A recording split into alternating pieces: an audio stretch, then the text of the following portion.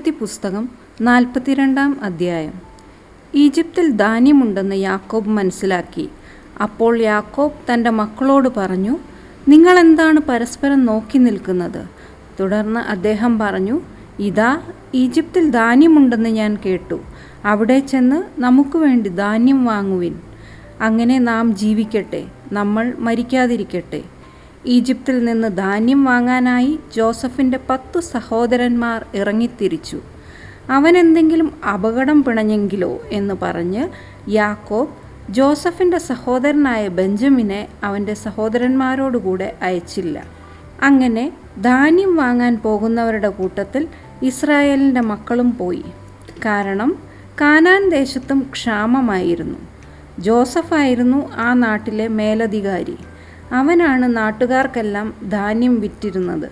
ജോസഫിൻ്റെ സഹോദരന്മാർ വന്ന് നിലം പറ്റെ മുഖം താഴ്ത്തി അവനെ വണങ്ങി. ജോസഫ് തൻ്റെ സഹോദരന്മാരെ കണ്ടപ്പോൾ തിരിച്ചറിഞ്ഞു. പക്ഷേ അവൻ അപരിചിതനെന്ന പോലെ അവരോട് പെരുമാറുകയും പരുഷമായി അവരോട് സംസാരിക്കുകയും ചെയ്തു. അവൻ അവരോട് ചോദിച്ചു, നിങ്ങൾ എവിടെ നിന്ന് വരുന്നു? അവർ പറഞ്ഞു, ഭക്ഷ്യധാന്യം വാങ്ങാൻ കാനാൻ ദേശത്ത് നിന്ന്. ജോസഫ് തൻ്റെ സഹോദരന്മാരെ തിരിച്ചറിഞ്ഞെങ്കിലും അവർ അവനെ തിരിച്ചറിഞ്ഞില്ല. അവരെക്കുറിച്ച് താൻ കണ്ട സ്വപ്നങ്ങൾ ജോസഫ് ഓർത്തു. അവൻ അവരോട് പറഞ്ഞു, നിങ്ങൾ ചാരന്മാരാണ്, നാടിൻ്റെ ബലക്ഷയം കണ്ടുപിടിക്കാനാണ് നിങ്ങൾ വന്നിരിക്കുന്നത്.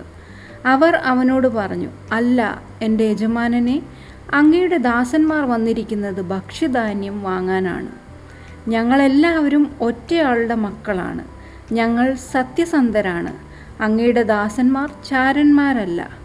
അവൻ അവരോട് പറഞ്ഞു, അല്ല, തീർച്ചയായും നാടിൻ്റെ ബലക്ഷയം കണ്ടുപിടിക്കാനാണ് നിങ്ങൾ വന്നിരിക്കുന്നത്. അപ്പോൾ അവർ പറഞ്ഞു, അങ്ങയുടെ ദാസന്മാരായ ഞങ്ങൾ 12 സഹോദരന്മാരാണ്, കാനാൻ ദേശത്തുള്ള ഒരാളുടെ പുത്രന്മാർ.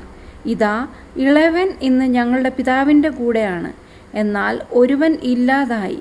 ജോസഫ് അവരോട് പറഞ്ഞു, അതുകൊണ്ട് തന്നെയാണ് നിങ്ങൾ ചാരന്മാരാണെന്ന് ഞാൻ നിങ്ങളോട് പറഞ്ഞത്.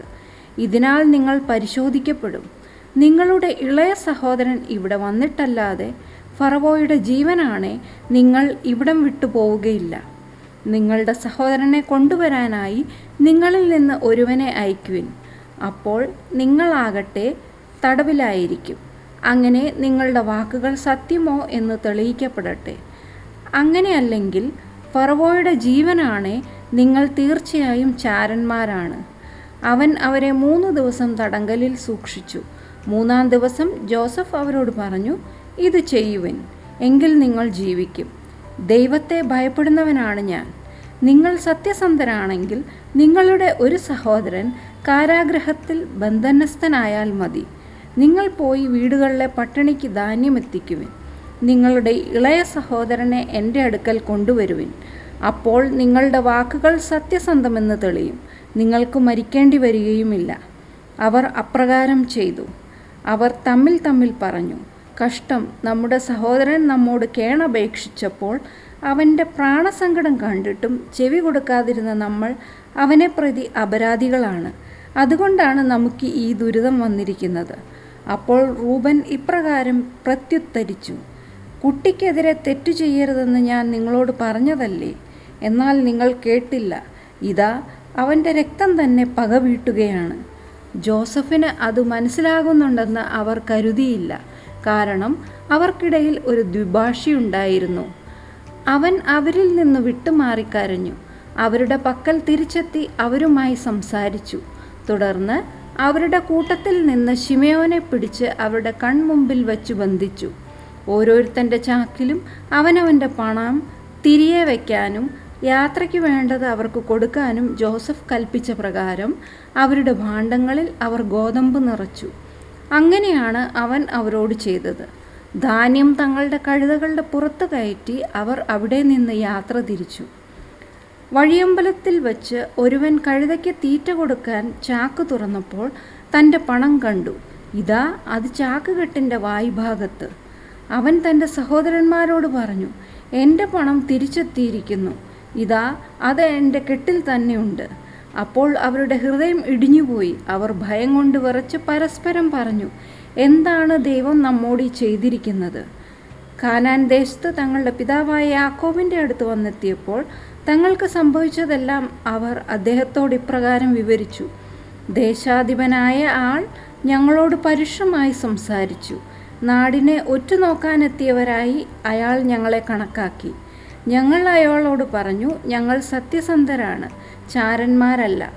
ഞങ്ങൾ 12 സഹോദരന്മാരാണ്. ഞങ്ങളുടെ പിതാവിൻ്റെ മക്കൾ. ഒരാളില്ലാതായി. ഇളയവൻ ഇന്ന് കാനാൻ ദേശത്ത് ഞങ്ങളുടെ പിതാവിൻ്റെ കൂടെയുണ്ട്.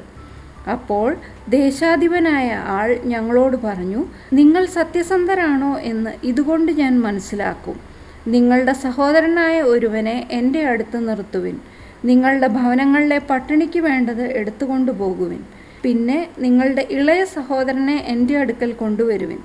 അപ്പോൾ നിങ്ങൾ ചാരന്മാരല്ലെന്നും സത്യസന്ധരാണെന്നും എനിക്ക് ബോധ്യമാകും. നിങ്ങളുടെ സഹോദരനെ ഞാൻ നിങ്ങൾക്ക് വിട്ടുതരുന്നതുമാണ്. നിങ്ങൾക്ക് ഈ നാട് പ്രയോജനപ്പെടുത്തുകയുമാകാം.